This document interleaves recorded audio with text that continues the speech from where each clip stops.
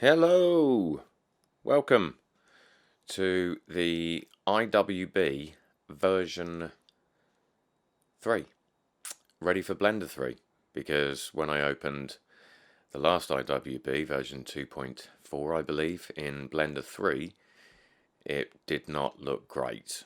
Too many wires, too many colours, so I have now condensed it all into, well, one main group where most of your controls are, and then inside that you've got some other bits and bobs, which we will discuss when we get to it.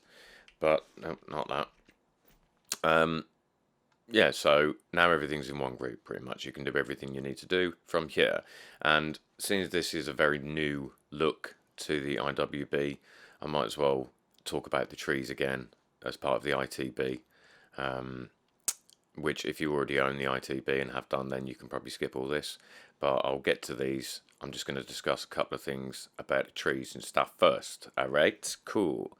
So, when you open the latest IWB version 3, you will be presented with this oak tree, which I've just put in here for like to show you and stuff, so you can muck around with it. And I've managed to fix all the issues with the UV mapping for the texture baking, which was an issue with the last IWB, which required me to redo it all. So yeah, this is one of the IWB trees, ITB trees, the oak tree, oak 1. Just, you know, plopped in here with some random extrusions applied. But yeah, for the trees, what I've done with all of them pretty much is I've separated them. So because I want some of the tree to have displacement, some of these branches to have displacement, but I'm not going to need all the little, trying to put a subdivision surface on all these twigs. It's not a good idea. So I've kind of separated them by what's visible. So you can see that these guys have got displacement, these guys have got displacement, and these guys do not. So, and that's just done once I've got the mesh. I just select a face, and then I press Q and then linked, but I think it might be mesh select. I really should check this stuff before I start. Select the linked in here somewhere. Select linked, there it is, linked. So then I press Q, linked, and then I've separated this part of the trunk. And if I wanted to separate this part too, I would shift click these two faces and then again select linked, and then I would press P, which would separate this as its own object as a selection. I've already done that, that's why it stops here, and that's what I did with these branches as well. I just selected them and then selected the branch faces that I wanted. I thought, well, I'm going to need all these, and then select linked. And again, same process, P to separate them, and then you can apply a subdiv to these and this, but you don't need it for all the other stuff, and that's what all the meshes in the ITB are, have already been done. If you load a sapling preset, so if I go to mesh, no, curve, sapling tree gen, excuse me, oh, it went weird, cancel, and then cancel the next one. You know what, just for now, I'm going to hide all this, just to make the viewport speed up a little faster. Okay, so I've hidden the sun. I want to unhide the sun. So now, if I added a curve sapling tree gen, and let's say I pick one of the presets, which would be in geometry, I don't know, maritime pine you'll do. So yeah, for this I did the same thing. Once you've got your sapling preset, you can import it with all the leaves and things, or just as it is in the manual. I'll redo the manual. But yeah, then once I've got this, I'm happy with it. I've done all my sapling settings. I would then object convert to a mesh, and then we've got a nice tidy mesh. And then the same thing again. Select a couple of faces. I want the big branches but not the little ones. Q for me, or U, select, and then linked. And now I can separate by pressing P, selection. And now I have these, so I can put a subdiv on there and it's not going to blow up when it tries to put a subdiv on all these things. T. I'll grade to you to be precise. Very aromatic, wonderful stuff. So, that's the sapling. All the instructions of how to add the sapling presets are in the downloads folder. Okay, that is... oh wait, no, that's not it.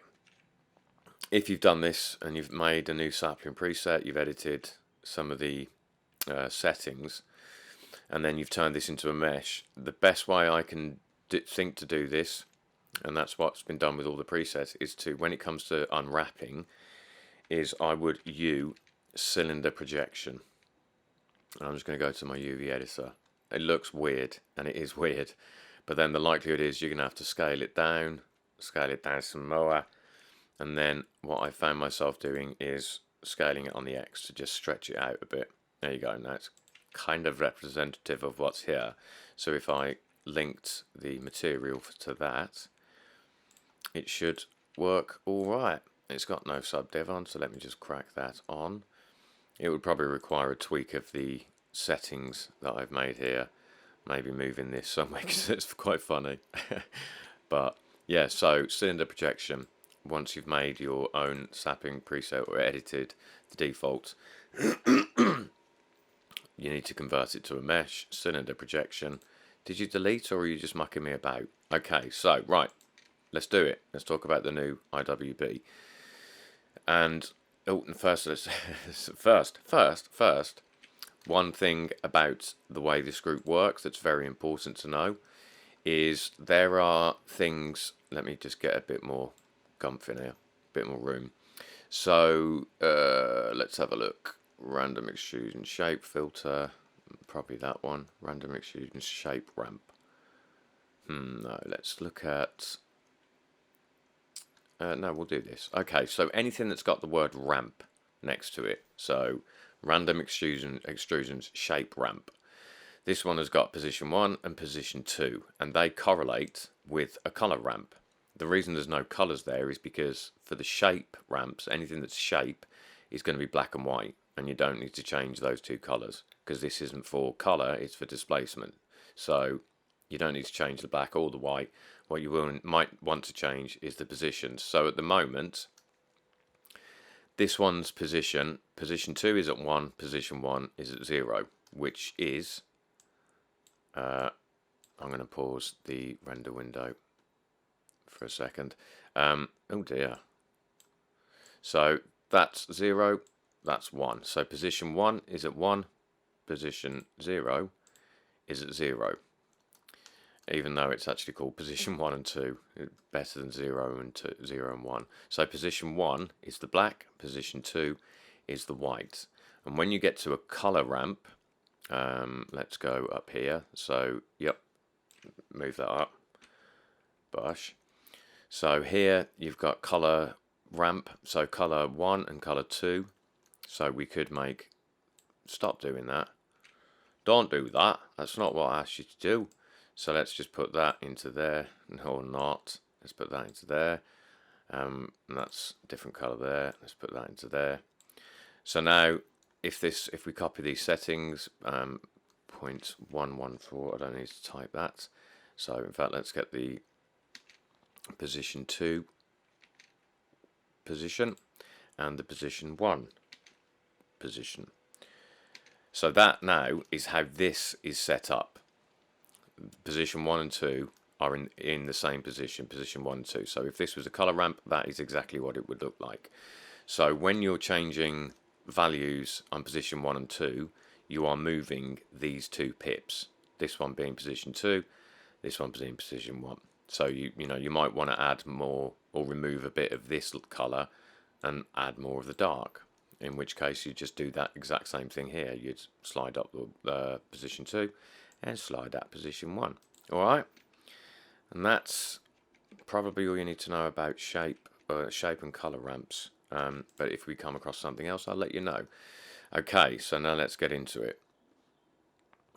How long have I been going for? 10 minutes. Sorry, I will have to start timestamp this. Okay, so the node groups. Up here, you've got bark, regular bark and vector bark. They're two different types of bark. the regular bark is just using black and white information, pushes things outwards and inwards. Vector bark can, as you'll see in a second, I've just got to turn off one of these FXs. So now it's just, this is just bark 2, I believe. Bark 2, yeah. So if I go over to vector displacement, we get a different type of bark, and in fact, let me change to a more obvious vector formation. Let's try bark 2. That's done nothing. Vector bark is because I've got a different bark. Yeah, I've got bark 8 mixed in. I'll explain all this mixing stuff shortly. So bark 2, no. Bark 1, no. One of them is going to show me. Did I do bark 3? Yeah, okay. So let me get a little bit closer and let me just bump up the strength to 4, and hopefully this will make it more obvious. Yeah, can you see now how the bark is coming up and right and then up and left, and it's not just coming forwards and backwards, it's displacing upwards as well, which gives it this kind of crazy effect, and that's vector bark. So you have a choice of regular, which is used in black and white to push things in and out, or vector, which does different things. It's all about experimentation, but for now we'll just start with a regular bark. So let's go through each one. Bark regular displacement, so that's just how much. Obviously it's just going into a displacement node, so if we put 1 it would get stronger, barely, but let's go 2 just to see it happen. So there you go, I got stronger. And then if you're in vector displacement, you'd use this one for the displacement amount, not that one. Displacement reduction. So this is if you want heavy displacement at the bottom, but you want it to calm down the closer to the top it gets. And that's what you can do with this. So let's turn it all the way up. So you can see loads here, very little here. There's very little going on. And you can change, let me just take this down to something that's going to update quicker. So now if I always shift right click with the controls, you can move the height. Let's see, which way is this going? It's going the other way. Okay. So as I drag it backwards, you can see the displacement is creeping up the tree. So you can move this, and again shift left click and just go both ways till you see something change. You can control how far up that displacement goes, because obviously at the bottom it's going to be way crazier than the top. Displacement reduction scale, I believe this is a kind of smoothness contrast thing. Let me just check. Yeah, so you're then controlling a gradient. So the higher this value, the more contrast you're adding. So you can see a very definite, the higher up this is, a very definite difference between it ending and it starting. So play with them and you can muck around with that. I'm going to turn the displacement down back to 1 because that's silly. Okay, so that's those main controls. The global scale, obviously, yeah, it's just, that affects all of them. So every single tree will be affected by that global scale, or every bark, and then the roughness is self-explanatory. Make the tree really shiny or not. There you go. So the bark 1. So bark 1 is just wood grain, and the reason we can't see that is because bark 2 is mixed in. So if I take off bark 1, you can see we got like a wood grain type thing. And because these are in a chain, if you've mixed in bark 6, nothing else above it will affect anything, because bark 6 is mixed all the way up, so it's overriding everything else. So if you wanted a full mix of bark 6, if you put about half of bark 6 and then some of bark 5, you'd be mixing them. But you can only, as long as the top one in the chain isn't fully mixed, everything else below can be visible. Alright, so yeah, wood grain, that's what that is. Scale, I mean, that's obvious. I don't need to go through this yet. All of these settings you'll recognize from noise filter, distortion, Musgrave filter, wave texture. you recognise them all, and they're the best names for them. So okay, so again, yeah, position 1, position 2. If I wanted to let more of the dark, I'd remove a bit of the light by pulling up pip 2, and then if I wanted more of the, I'd just take the dark out. You see, that's the colour ramp. Bark 2. Meow. There we go, that's Bark 2. Object UV, yeah, you've got a choice. You can switch to objects, but I've set them all to UV because of texture baking. They've all got their own strength. Object position, if you had it in position mapping, in fact, if we do it, Shift DX, it will have a different formation than here because it depends on where it is in the scene. That doesn't seem to be changing. I'll look into that, but that's the intention. And then you've got a colour ramp specifically for Bark 2. Got all your bits and bobs, so yeah. And I'd recommend always unmixing them before you move on. So that's Bark 3. Same old, strength, object UV. 3 colours for this one. That's Bark 3, and I guess we're just going through them all now. I think there's only 6. So that's Bark 4. And you can edit these even further than the controls that are out here, which I'll show you in a second. Bark 5 and finale Bark 6, and they all have the same controls. Oh no, not finally. There's 8 Barks, Nick. Bark 7, Bark 8. I have changed from the last version to this, so that's the new Bark 8.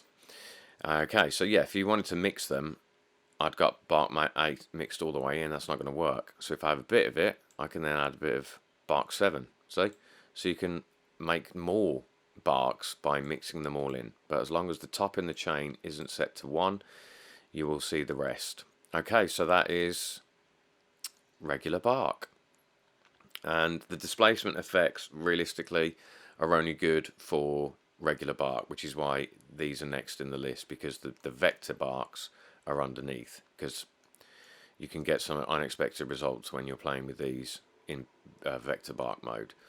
So the first one, excuse me, is random extrusions. So we might as well leave it on. No, let's give it a bark. Let's go with Bark 8. Let's just have Bark 8. So random extrusions, when you mix it in, does that. Just, when you get those weird growths on trees. Obviously that's far too much, so we can control the amount. There we go. You've got the individual strength of those bits.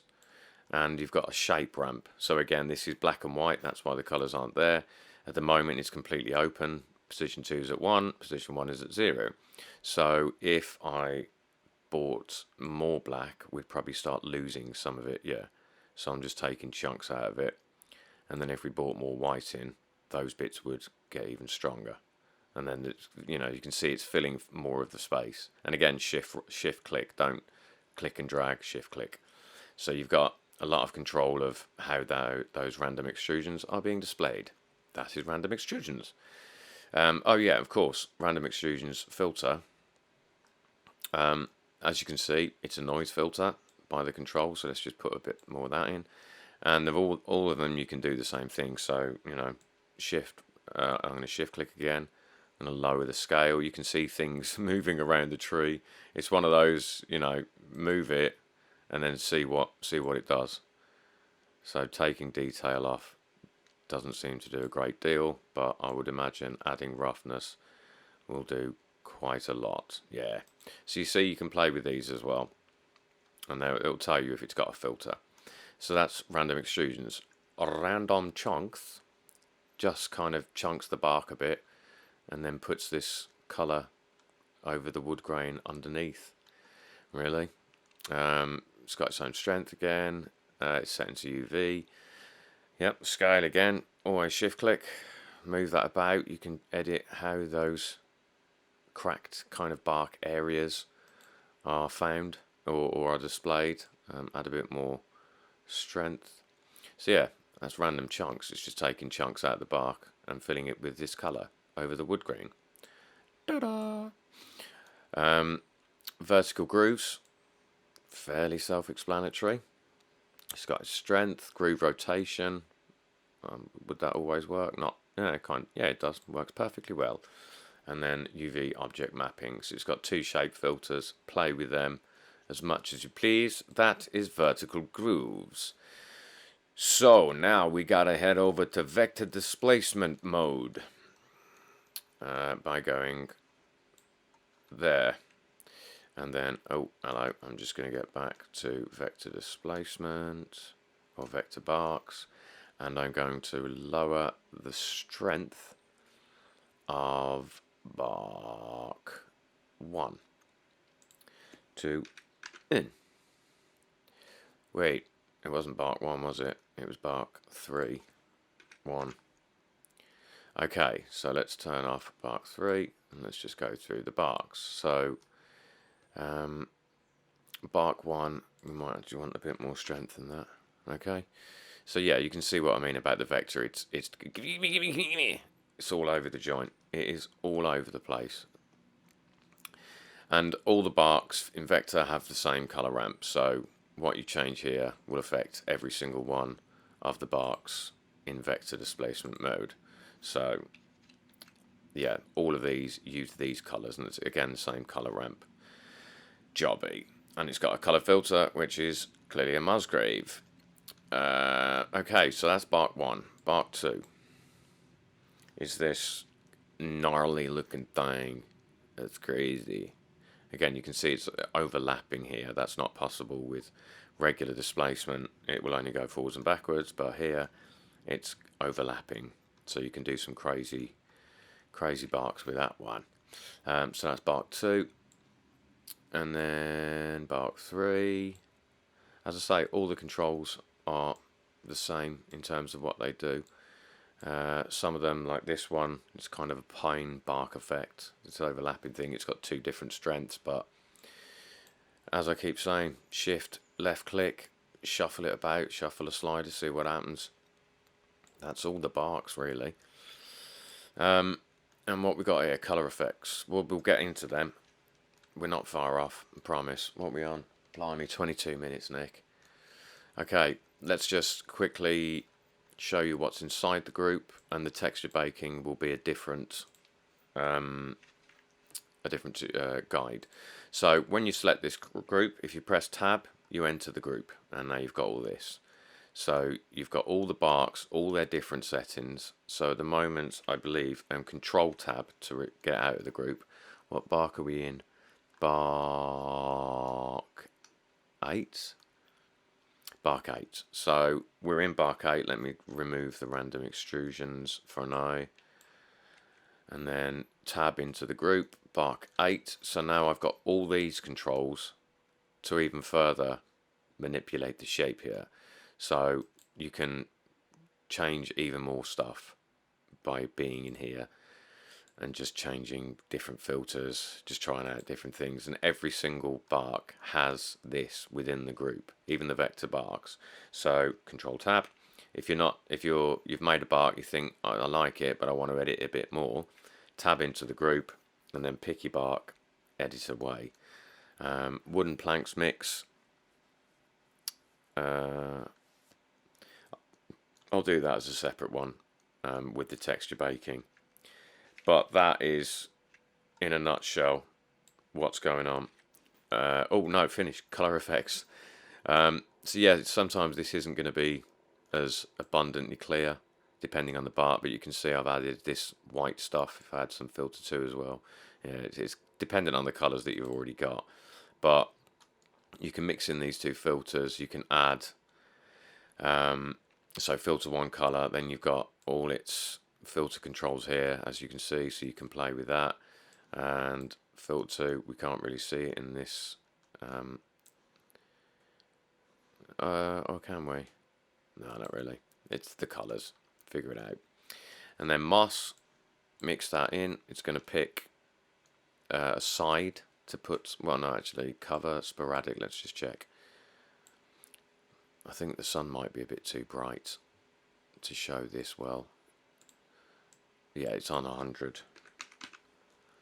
Yeah, it's better. So, sporadic. Let me get in closer so that I can see. Let me just check. The moss is on that side. Cover. yeah, so the moss is mainly on this side of the tree and not on this side. So it's as if the other side, this side, has been in the sun or away from the sun. I don't know which one it is for moss.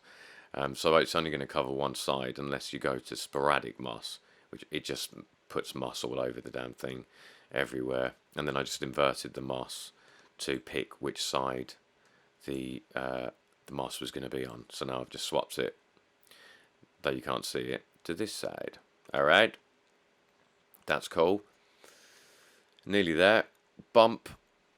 I mean, you know, depends on how busy this is, but you've got various bump effects to put in there. The default when all these are off is the wood grain, as you can see. So when you've turned all these off, it will revert to the wood grain to match the first bark, but there's plenty of others you can put in here. Just toy with them, see what they do, see which one you like, just have a bit of extra choice. Alright, I need to finish this. That's 26 minutes, I'm sorry. Yeah, if you ever control shift click anything, once you're outside into the main group, control shift click the main group, so you'll get to that. You'll be back to that, it'll reconnect. So if you control shift click anything within here to check anything, you've got to control shift click the main group. That's it. I couldn't get that any quicker, sorry. Yeah, I'll do another one after this separately for the wooden planks, take seconds, and texture baking, which will take minutes. Alright, cool. I hope you get on with it. I hope you think it's better than the last one. I do. Until the next time, I have been Nick, you have been you. Bye bye.